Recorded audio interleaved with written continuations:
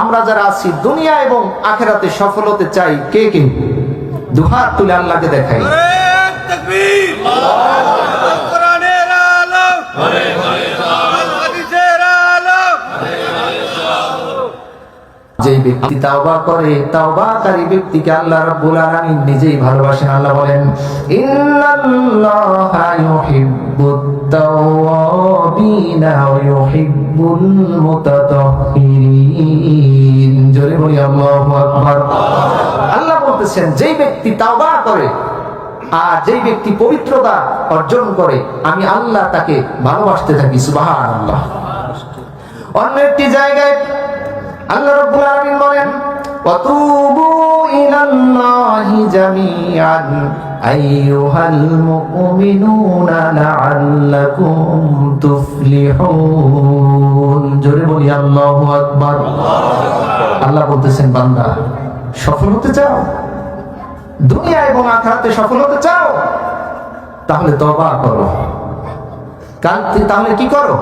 তওবা করো। আমার কথা কি আপনাদের বুঝতে কষ্ট হয় নাকি? আমরা যারা আছি দুনিয়া এবং আখিরাতে সফল হতে চাই, কে কে দুহাত তুলে আল্লাহকে দেখাই। তাকবীর, কোরআনের আলো, হাদিসের আলো। আমরা দুনিয়া এবং আখিরাতে সফল হতে চাই। আল্লাহ তাআলা বললেন, তাহলে তোমরা সবাই মিলে তাওবা করো। এখন কেমন তাওবা করব?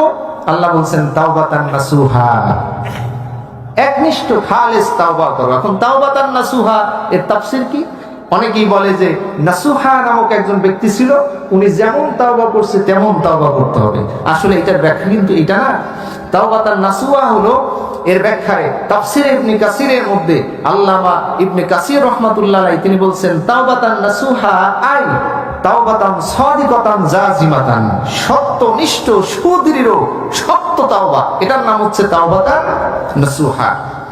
ভাইরা আমার, সাইয়েদনা হযরত ওমর, হযরত ইবনে আব্বাস রাদিয়াল্লাহু তাআলা আনহুমা, হযরত মুজাহিদ এবং হযরত হাসান বসরি রাহমাতুল্লাহ আলাইহি তাওবাতান নাসুহা কাকে বলে এর ব্যাখ্যায় তারা বলেছেন, তাওবাতান নাসুহা হলো বান্দা গুনার কাজগুলো ছেড়ে দিবে আর তিনি মনে মনে ইরাদা করবে, মনে মনে সংকল্প করবে, তিনি জীবনে যতদিন বেঁচে আছে ততদিন আর গুনার কাজে জড়াবে না। এটার নাম হচ্ছে তাওবাতান নাসুহা। আমাদের দেশে গরুর ওলান থেকে আমরা দুধ দহন করি। এই গরুর ওলান থেকে যে দুধটা বের হয়, বলেন তো এই দুধটা কি আবার পুনরায় গরুর ওলানের মধ্যে ঢুকানো সম্ভব? কি বুঝতেছেন কথা? তো গরুর ওলান থেকে যে দুধটা বের হয়, এটা যেমন পুনরায় ঢুকানো সম্ভব না, তাওবাতান নাসুহার ব্যাখ্যা হচ্ছে একজন বান্দা তার কাছ থেকে যেই গুনাহটা হয়ে যাবে উনি এমন ভাবে তাওবা করবে, জীবন চলে যাবে কিন্তু ওই গুনার সাথে উনি আর জড়াবে না। এটার নাম হচ্ছে তাওবাতান নাসুহা। জোরে বলি সুবহানাল্লাহ। এখন এই তাওবা কবুলের জন্য তিনটে শর্ত আছে। তাওবা কবুলের শর্ত কয়টা? তাওবা কবুলের শর্ত তিনটা। এক নাম্বার শর্ত হচ্ছে তাওবা কবুলের জন্য হতাশ হওয়া যাবে না। কি হওয়া যাবে না বলেন তো? হতাশ হওয়া যাবে না। আমরা অনেকেই কিন্তু হতাশ হয়ে যাই। হতাশ হই না যে আমরা গুনাহ করছি, এই গুনাহ আল্লাহর মাফ করবেই না। যখন গুনাহ মাফ করবেই না, তাহলে এই দুনিয়ায় অন্তত একটু গুনার কাজ করে আরামায়েশ করে যাই, জাহান্নামে তো যাওয়াই লাগবে। কি এমন চিন্তা চেতনা অনেকের আছে না যে আমরা তো গুনাহগার, জাহান্নামী হয়ে গেছি, আল্লাহর কাছে মাফ চাইলে মনে হয় আল্লাহ মাফ করবে না, যেহেতু মাফ হবেই না তাহলে গুনার কাজ আর একটু বাড়াই করি, অন্তত এই দুনিয়ায় শান্তি করে যাই, পরকালে যা হোক। এরকম করা যাবে না। আল্লাহ বলছে, বান্দা তুমি গুনার কাজে জড়াবে না, তুমি যখন গুনাহ করবা তাওবা করো, যত বেশি যত বড় গুনাহ হোক আমি আল্লাহ মাফ করে দেব। আল্লাহু আকবার। ভাইরা আমার, আল্লাহ রাব্বুল আলামিন বান্দাকে হতাশ হতে নিষেধ করে তিনি বললেন, কুল ইয়া ইবাদিয়াল্লাযীনা আসরাফু আলা আনফুসিহিম লা তাকনাতু মির রাহমাতিল্লাহ ইন্নাল্লাহা ইয়াগফিরুয যুনুবা জামিআ ইন্নাহু হুয়াল গফুরুর রহিম। জোরে বলি আল্লাহু আকবার। আল্লাহ বললেন, বান্দা যত বেশি গুনাহ হোক না কেন তোমরা আল্লাহর রহমত থেকে নিরাশ হয়ে যেও না। লা তাকনাতু মির রাহমাতিল্লাহ, আল্লাহর রহমত অনেক বেশি, অনেক বড়। তোমার গুনাহ যত বেশি হোক না কেন, ইন্নাল্লাহা ইয়াগফিরুয যুনুবা জামিআ, আমি আল্লাহ রাব্বুল আলামিন তোমার সমস্ত গুনাহ মাফ করার জন্য প্রস্তুত হয়ে আছি। সহিহ জামে তিরমিজি হাদিসে কুদসির মধ্যে আল্লাহ রাব্বুল আলামিন বলেন, বান্দা তোর গুনাহ যত বেশি হোক না কেন তুই নিরাশ হয়ে যাস না। ইয়া ইবনে আদম ইন্নাকা মা দাআউতানি ওয়া রাজাউতানি গফারতু লাক আলা মা মিনকা ওয়ালা উবালি। জোরে বলি সুবহানাল্লাহ। আল্লাহ বলতেছেন, বান্দা নিরাশ হইস না, তোর যত গুনাহ আছে তুই হতাশ হইস না, তোর সব গুনাহ তুই মাপ চাইলেই আমি আল্লাহ মাফ করে দেব। জোরে বলি সুবহানাল্লাহ, আরো জোরে বলি সুবহানাল্লাহ। এখন বান্দা বলল, আপনারা বলবেন যা আমার গুনাহ তো অনেক বেশি। আল্লাহ বলছে, বান্দা কত বেশি? আমরা বললাম, আল্লাহ আমার গুনাহ তো আকাশ পরিমাণ। কি পরিমাণ? বলেন কি পরিমাণ? আকাশ পরিমাণ। এত গুনাহ কি মাফ হবে? আল্লাহ বলছেন, ইয়া ইবনে আদম লাউ বালাগাত যুনুবুকা আনানাস সামা সুম্মা ইস্তাগফারতানি গফারতু লাক ওয়ালা উবালি। জোরে বলি সুবহানাল্লাহ। আল্লাহ রাব্বুল আলামিন বললেন, বান্দা নিরাশ হওয়ার কোনো সুযোগ নাই, কোনো কারণ নাই। তোমার গুনাহ যদি আসমান পরিমাণ হয়, আমি আল্লাহ রাব্বুল আলামিন আসমান পরিমাণ গুনাহ মাফ করে দেব। ওয়ালা উবালি, এতো আমি আল্লাহ কারো পরোয়া করব না।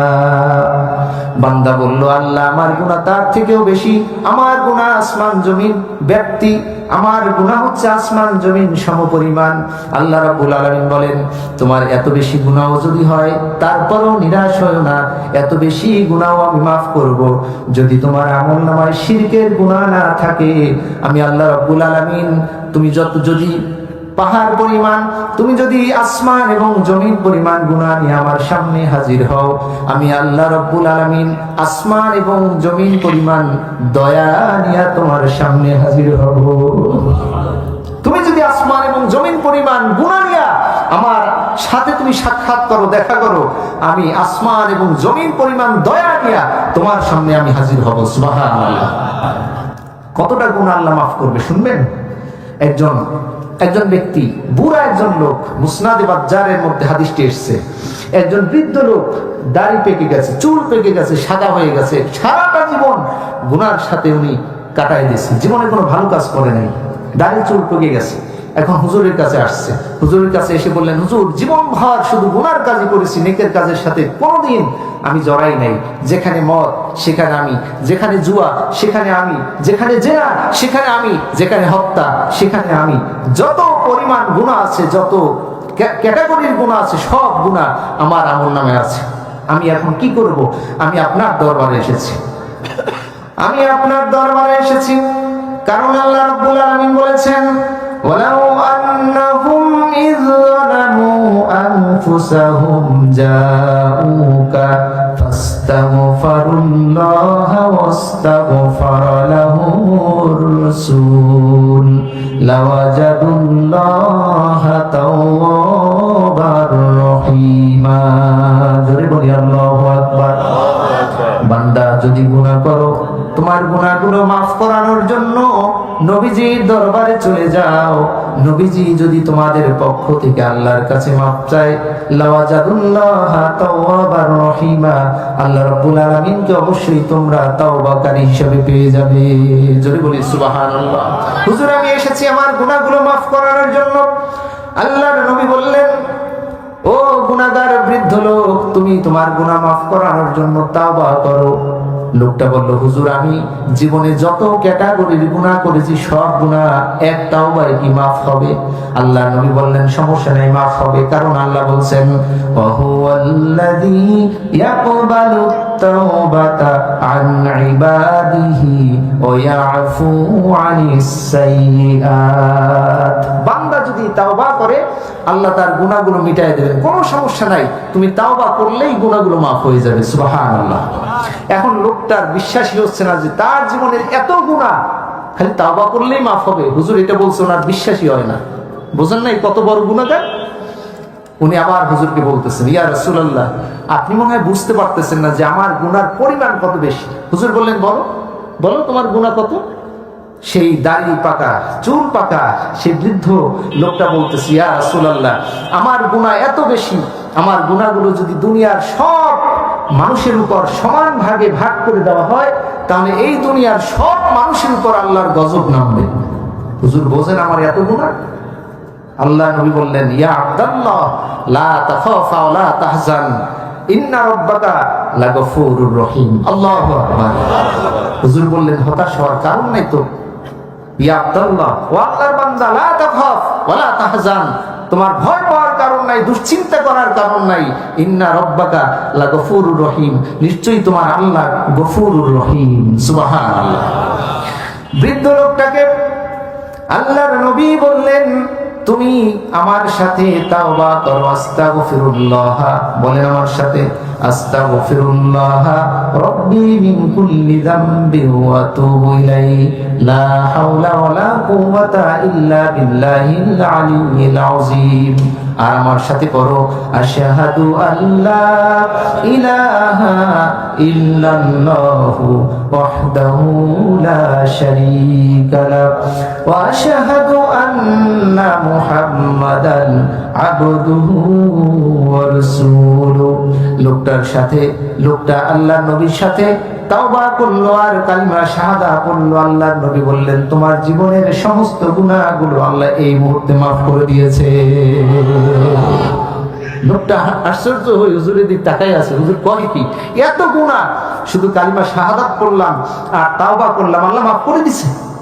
হুজুর বললেন, আশ্চর্য হইও না, আরো আরো লেটেস্ট নিউজ তোমার জন্য অপেক্ষা করতেছে। সুবহানাল্লাহ বলেন। বলতেছে, আমার গুনাহ মাফ হয়েছে, এর থেকে আবার লেটেস্ট নিউজ আর কি হতে পারে?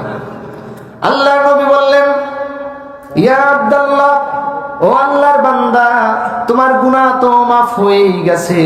শুধু গুনাহ মাফ হয়েছে এমনটা নয়, এইমাত্র আল্লাহ রাব্বুল আলামিন জিবরিল আমিনকে আমার কাছে পাঠিয়ে দিয়েছেন। জিবরিল আলাইহিস সালাম আমার কাছে একটি আয়াত নাজিল করে জানাই দিলেন, ইল্লা মান তাবা ওয়া আমানা ওয়া আমিলা আমালান সলিহা ফাউলাইকা ইউবাদদিলুল্লাহু সাইয়্যাতিহিম হাসানাত ওয়া কানাল্লাহু গফুরুর রহিমা। জোরে বলি আল্লাহু আকবার। তোমার গুনাহ তো মাফ হইছেই, তোমার আমলনামায় যে পরিমাণ গুনাহ ছিল আল্লাহ ওটা ডিলিট করছে। ডিলিট করে ওই পরিমাণ নেক তোমার আমলনামায় আবার আল্লাহ যোগ করে দিয়েছে। আর আসতে বলেন সুবহানাল্লাহ। বুঝেন নাই কথা? গুনাহ যে পরিমাণ ছিল ওই পরিমাণ গুনাহ তো মুছে দিয়েছে। এখন জায়গাটা কি হয়েছে? জায়গাটা ফাঁকা। আল্লাহ বলছে ওই জায়গাটা আল্লাহ নেক দিয়া পরিপূর্ণ করে দিয়েছে। সুবহানাল্লাহ। কিসের জন্য? শুধুমাত্র তাওবার জন্য। কিসের জন্য? তাওবার জন্য। বৃদ্ধ লোকটা হাদিসের মধ্যে এসেছে এত বেশি খুশি হয়েছে, সুবহানাল্লাহ। বৃদ্ধ লোকটা কুজা দিয়ে আসছে, লাঠি ভর দিয়া, মাজা বাঁকা, পিঠ বাঁকা, কুজা দিয়ে আসছে। উনি খুশির চোটে, আবেগের চোটে সোজাই দাঁড়ায় গেছে। আল্লাহু আকবার। সোজাই দাঁড়িয়ে গেছে লাঠি ছাড়া। এরপরে কালিমা শাহাদা এরকম আঙুল উঁচা করে শাহাদাত আঙুলটা আসমানের দিকে দিয়া উনি দৌড় মারতেছে আর বলতেছে, আল্লাহু আকবার, আল্লাহু আকবার, লা ইলাহা ইল্লাল্লাহ। খুশির চোটে দৌড়ায়। আল্লাহ রাব্বুল আলামিনের হাবিব তিনি বললেন, ভয় পাওয়ার তো কিছু নাই, আল্লাহর রহমত আমাদের সব কিছুর থেকে বড়। আল্লাহর রহমত বড় না? তা আমরা কি নিরাশ হব? আমরা গুনাহ করছি আর আল্লাহ মাফ করবে না, এরকম নিরাশ হওয়া যাবে? আল্লাহ বলছেন, লা তাকনাতু মির রাহমাতিল্লাহ, নিরাশ হওয়া যাবে না। আল্লাহর কাছে ক্ষমার আশা নিয়া তুমি মাপ চাইবা। যখন তাওবা করবা, যখন আল্লাহর কাছে মাপ চাইবা, মনের মধ্যে তোমার একটা সংকল্প থাকতে হবে যে আমার আল্লাহ আমাকে মাফ করবে। এই চিন্তা, এই কনসেপ্ট তোমার হৃদয়ের মধ্যে তোমাকে ধারণ করতে হবে। এটা হচ্ছে তাওবা কবুলের 1 নম্বর শর্ত।